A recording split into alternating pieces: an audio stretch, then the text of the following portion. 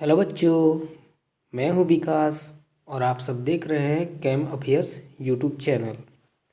तो बच्चों, आज हम लोग रासायनिक अभिक्रिया को संतुलित कैसे करते हैं उसके बारे में पढ़ेंगे। पिछले वीडियो में आप लोगों ने देखा है रासायनिक अभिक्रिया क्या होती है और रासायनिक समीकरण क्या होती है। आज इस वीडियो में हम लोग उसको संतुलित करने के बारे में पढ़ेंगे। ये लेक्चर नंबर 3 है। चलिए स्टार्ट करते हैं।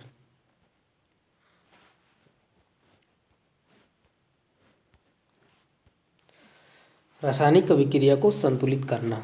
द्रव्यमान संरक्षण द्वारा का नियम किसी भी रासायनिक अभिक्रिया में द्रव्यमान का ना हो निर्माण होता है, ना ही विनाश होता है। ठीक है। रासायनिक अभिक्रिया के पहले अभिकारक, अभिकारक किसको बोलते हैं? जो रिएक्ट करता है। ठीक है। और पश्चात उत्पाद, उत्पाद किसे कहते हैं? जो बाद में जो बनता है उसको उत्पाद कहते हैं। जैसे कि इस केस में ये क्या हो गया, अभिकारक है, ये रिएक्ट कर रहा है एक दूसरे से और उसके बाद जो प्रोडक्ट बनता है उसको हम लोग उत्पाद करते हैं। इसके मिलने से क्या बना, ये जो लेफ्ट हैंड साइड में आपको दिख रहा है उसको हम लोग उत्पाद कहेंगे। ठीक है। प्रत्येक तत्वों के परमाणुओं की संख्या समान होनी चाहिए। मतलब क्या कह रहा है कि रासायनिक बैलेंसिंग ऑफ केमिकल रिएक्शन, मतलब रासायनिक अभिक्रिया को संतुलित करना। मतलब क्यों करते हैं? मतलब दोनों तरफ सेम रहेगा तब ना वो बैलेंस होगा। अगर इसमें मान लीजिए आयरन है, ठीक है, इस केस में आयरन की संख्या यहाँ पर कितनी है? एक है लेफ्ट हैंड साइड में। लेफ्ट हैंड साइड समझ रहे हैं ना, मतलब बाईं ओर। ठीक है। और दाईं ओर कितनी है? 2 है। तो दोनों तरफ समान करना है हम लोग को, वही हम लोग को सीखना है। तो आइए देखते हैं कैसे करेंगे। पहला चरण क्या कर रहा है, रासायनिक समीकरण लिखकर प्रत्येक सूत्रों के चारों ओर बॉक्स बना लीजिए।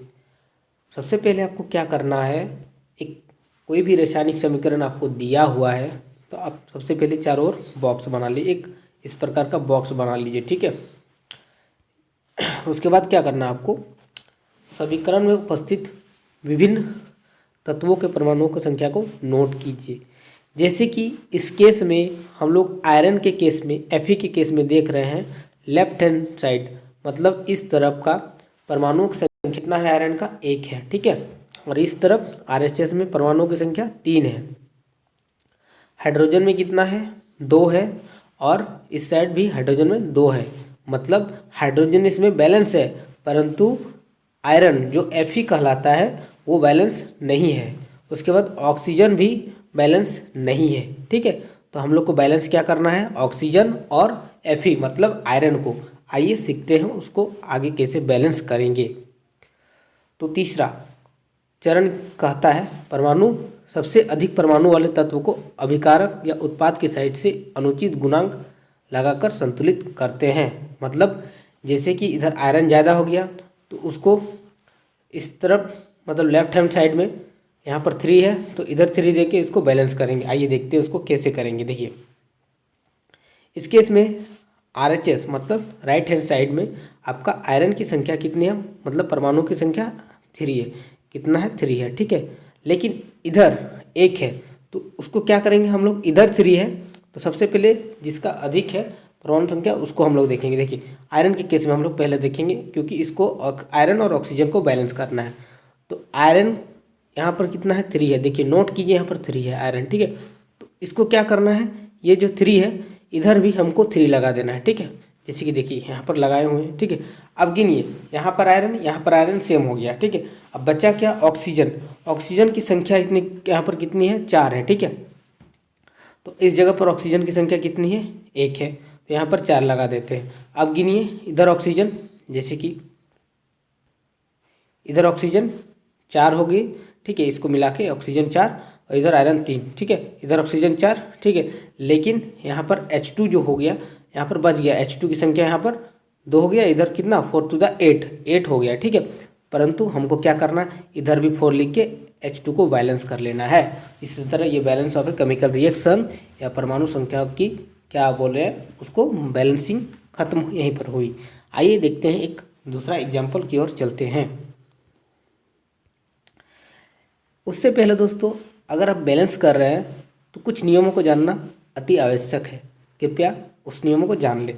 आइए सीखते हैं उस नियमों को, ठीक है। चरण नंबर 5, ठीक है। स्टेप 5 क्या कहता है?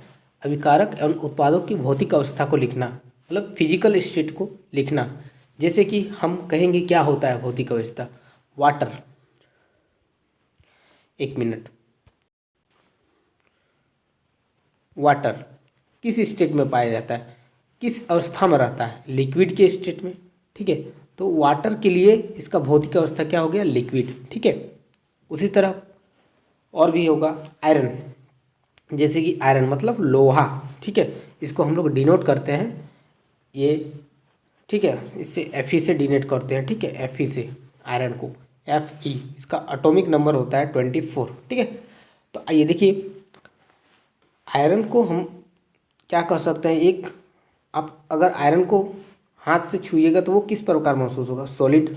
तो इसको हम लोग सॉलिड एस लिख के इसको डिनोट करते हैं, मतलब सॉलिड को एस से लिखते हैं। जैसे कि सॉलिड मतलब ठोस हो गया, ठोस को हम लोग एस से लिखते हैं, द्रव को, लिक्विड को एल से लिखते हैं। गैसीय अवस्था, गैसीय अवस्था जैसे कि हम मान लेते हैं CH4 ले लेते हैं, मीथेन गैस ले लेते हैं, ठीक है। और सारे गैस हैं, CO2 हो गया, सब क्या हो गया? गैस है, ठीक है। H2 हो गया, गैस है, उसको हम लोग किस तरह डिनोट करते हैं? G से करते हैं, ठीक है। और जल विलयन को क्या करते हैं? जल विलयन को जो वाटर हो गया वो AQ से करते हैं। क्या से? AQ, जल विलयन को, ठीक है। चलिए आगे देखते हैं। जैसे ये है रासायनिक अभिक्रियाओं के प्रकार, मतलब कितने तरह के रासायनिक अभिक्रिया होते हैं। पहला है संयोजन अभिक्रिया। क्या कहते हैं? संयोजन अभिक्रिया, ठीक है। इस अभिक्रिया में, ये एग्जाम में क्वेश्चन शॉर्ट नोट में आते हैं। संयोजन अभिक्रिया क्या है? रासायनिक अभिक्रिया कितने प्रकार में विभाजित किए गए हैं? तो आइए इसको देखते हैं। संयोजन अभिक्रिया क्या है? इस अभिक्रिया में दो या दो से अधिक अभिकारक मिलकर एक कल उत्पाद बनाते हैं। मतलब क्या हो गया दोस्तों? जैसे कि एक कोई रिएक्टेंट है A, ठीक है, फिर कोई दूसरा रिएक्टेंट है B, मतलब ये दोनों रिएक्शन कर रहा है, ठीक है, किसी मीडियम में। ये दोनों रिएक्शन करके एक प्रोडक्ट बनाया C, ठीक है। तो ये जो रिएक्शन अगर किया A और B मिलकर जो प्रोडक्ट बनाया C, उसी को हम लोग संयोजन अभिक्रिया कहते हैं, ठीक है। जैसे कि देखिए, एक एग्जाम्पल के तौर पर इसको समझने की कोशिश करते हैं। पहला है कोयले का दहन, ठीक है। कोयले का दहन मतलब देखिए, कोयले, कार्बन, कोयला में क्या होता है? कार्बन सॉलिड स्टेट में है। ऑक्सीजन O2, ऑक्सीजन वो जलता है किसके प्रेजेंस में? ऑक्सीजन के प्रेजेंस में, ठीक है। वो जो गैस है, ठीक है, वो दहन करने के बाद हम लोगों को क्या प्राप्त होता है? CO2 गैस प्राप्त होता है। कुछ अधिक तो नहीं प्राप्त होता है, CO2 गैस प्राप्त होता है जो वातावरण के लिए हानिकारक है। आगे देखते हैं जल का निर्माण, ठीक है। जैसे कि जल का निर्माण H2, ठीक है, गैस है। उसके बाद ऑक्सीजन के साथ, गैस के साथ मिलकर हम लोग को क्या बनाती है? बना कर देती है H2O। यहाँ पर प्लस साइन है, यहाँ पर एरो होगा, ठीक है। प्लस साइन की जगह पर H2O एक लिक्विड बना के देती है। अब जैसे कि CaO, बुझा हुआ चूना, प्लस H2O लिक्विड मिल के COOH का होल 2, इसको क्या पढ़ेंगे? CaOH का होल 2, ठीक है। तो ये बुझा हुआ चूना बनाकर देती है। अब बात करते हैं सेकेंड टाइप ऑफ रिएक्शन, मतलब अभिक्रिया के बारे में, ऊष्माक्षेपी अभिक्रिया। ये बहुत ही इम्पोर्टेंट है, ये अभिक्रिया है, बहुत ही इम्पोर्टेंट अभिक्रिया है, इसको नोट डाउन कर लीजिए, VVI, ठीक है। चलिए देखते हैं ऊष्माक्षेपी अभिक्रिया किसे कहते हैं। जिन अभिक्रिया में उत्पाद के निर्माण के साथ ऊष्मा का भी उत्सर्जन होता है उसको ऊष्माक्षेपी अभिक्रिया कहते हैं। अगर नोट में लिखने आए तो आप लोग कॉपी और कलम लेके बैठिए, ठीक है, और नोट डाउन करते जाइए जो जो बता रहे हैं, ठीक है। तो आइए देखते हैं। जैसे कि एक एग्जांपल लेंगे हम लोग, जैसे कि प्राकृतिक गैस का दहन, प्राकृतिक गैस CH4, मीथेन, इसको क्या कहते हैं? CH4 को हम लोग मीथेन कहते हैं, ठीक है। वो गैस है और ऑक्सीजन के साथ दहन करता है, जलता है, तो हम लोग को क्या देता है? CO2 प्लस H2O, जिसके साथ साथ हीट भी निकलती है, तो उसको क्या कहें? ऊष्मा भी निकलती है। तो उस तरह का अभिक्रिया जिसके साथ ऊष्मा निकलती है या हीट निकलती है उसको हम लोग क्या कहेंगे, ऊष्माक्षेपी अभिक्रिया। ठीक है, और एक एग्जांपल देखते हैं, जैसे कि C6H12O6। ठीक है, ये ग्लूकोज है। ठीक है, plus 6 CO2 gas plus CO2 plus H2O, इसमें भी ऊष्मा निकलती है। ठीक है, अब जो नेक्स्ट अभिक्रिया क्या कहता है, आइए उसको देखते हैं। वियोजन अभिक्रिया। इस अभिक्रिया में क्या होता है, इस अभिक्रिया में एकल अभिकारक टूटकर दो या दो से अधिक उत्पाद निर्माण करते हैं। जैसे कि हम लोग पहले केस में पढ़े कि अगर संयोजन अभिक्रिया एक या एक से अधिक पदार्थ मिलकर एक तीसरे पदार्थ का निर्माण करती है, उसी तरह इसमें एक अभिक्रिया मतलब एक पदार्थ टूटकर कई अन्य पदार्थों में एक पदार्थ कई अन्य पदार्थों में टूट जाती है। तो आइए देखिए, इस अभिक्रिया में एकल अभिकारक मतलब एक अकेला कोई रिएक्टेंट मतलब अभिकारक टूटकर कोई अलग अलग दो कंपाउंड या अभिकारक में मतलब टूट जाते हैं। ठीक है, इसमें हम लोग देखेंगे ए जो टूट के B+C बन गया। आइए इसको एक एग्जाम्पल के तौर पर हम लोग देखते हैं। ऊष्माक्षेपी वियोजन, इसमें क्या होता है, ऊष्माक्षेपी वियोजन होता है। ठीक है, ऊष्मा द्वारा किया गया वियोजन। जैसे कि FeSO4। ठीक है, फेरस सल्फेट। अगर इसको फेरस सल्फेट ये कोई कंटेनर में है, इसको अगर हीट करेंगे, ठीक है, तो वो जो हम लोग को प्राप्त क्या होगा, ferric oxide FeO2 SO2 plus SO3। ठीक है, ये हम लोग को प्राप्त होगा। हरा रंग, इसका जो कलर होता है हरा रंग होता है, ये भूरे रंग का होता है। उसके साथ अगर देखिएगा, ये डे टू डे लाइफ का एक एग्जाम्पल बता रहे हैं आपको। देखिएगा, जो चूना पत्थर है सॉलिड रहता है। ठीक है, उसको हीट करेंगे CaO प्लस CO2 बनता है, बुझा हुआ चूना बनता है। ठीक है, आइए नेक्स्ट अभिक्रिया की ओर चलते हैं हम लोग। विद्युत वियोजन अभिक्रिया। आइए इस अभिक्रिया में क्या होती है हम लोग देखते हैं। ठीक है, विद्युत द्वारा प्रवाहित कर होने वाला मतलब अगर हम कोई एक कंपाउंड है, सपोज एक कोई कंपाउंड है, ठीक है, उसको हम लोग इलेक्ट्रिसिटी पास कर दिए उसके अंदर, ठीक है, वो टूट जाता है दो अन्य पदार्थों में, तो वो हम लोग को क्या कहलाता है, विद्युत वियोजन अभिक्रिया। ठीक है, आइए देखते हैं इसको एक एग्जाम्पल के तौर पर। जैसे कि H2O, ठीक है, एक लिक्विड है। अब इसमें हम लोग विद्युत धारा प्रवाहित कर दिए, ये H2 और O2 में टूट जाती है। लेकिन ये घर में आप लोग प्रैक्टिस नहीं करिएगा। ठीक है, प्रैक्टिस करने से क्या हो सकता है, करंट लग सकता है आप लोग को। ये सब सेफ्टी मेजर में किया जाता है, तो ये सब घर में प्रैक्टिस अन्यथा नहीं कीजिएगा।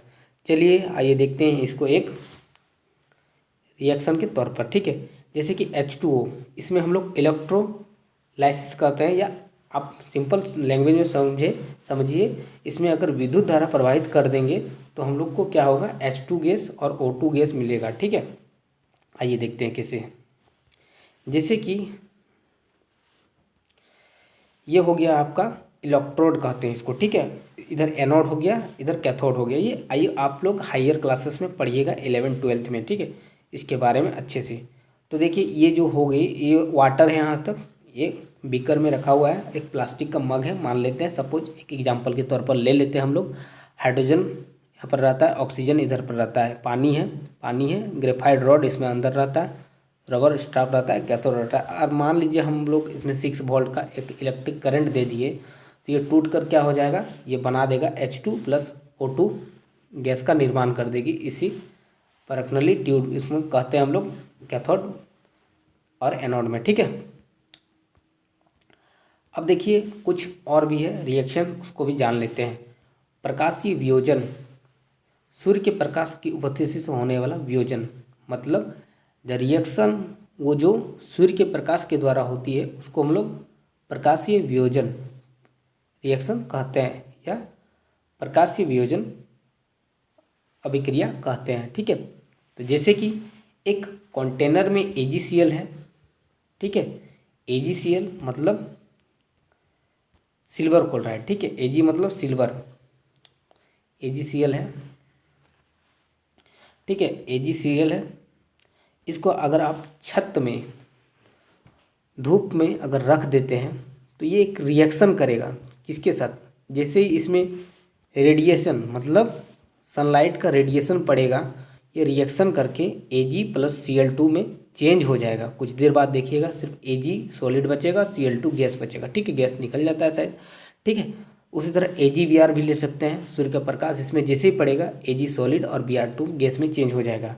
इस अभिक्रिया का उपयोग श्याम श्वेत फोटोग्राफी में होता है। ठीक है, इसको आप लोग गूगल में सर्च मार लीजिएगा क्या होता है। ठीक है, गूगल कर लीजिएगा, एक नंबर है, सबसे बेस्ट तरीका मैं बता रहा हूँ आप लोगों को। ऊष्माक्षेपी अभिक्रिया। अब बात करते हैं ऊष्माक्षेपी अभिक्रिया के बारे में।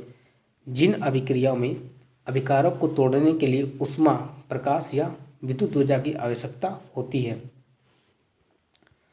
ठीक है, विस्थापन अभिक्रिया, ये सब आपका। चलिए आज इसको जानते हैं आगे। चलिए विस्थापन अभिक्रिया। ठीक है, विस्थापन अभिक्रिया क्या होती है देखिए।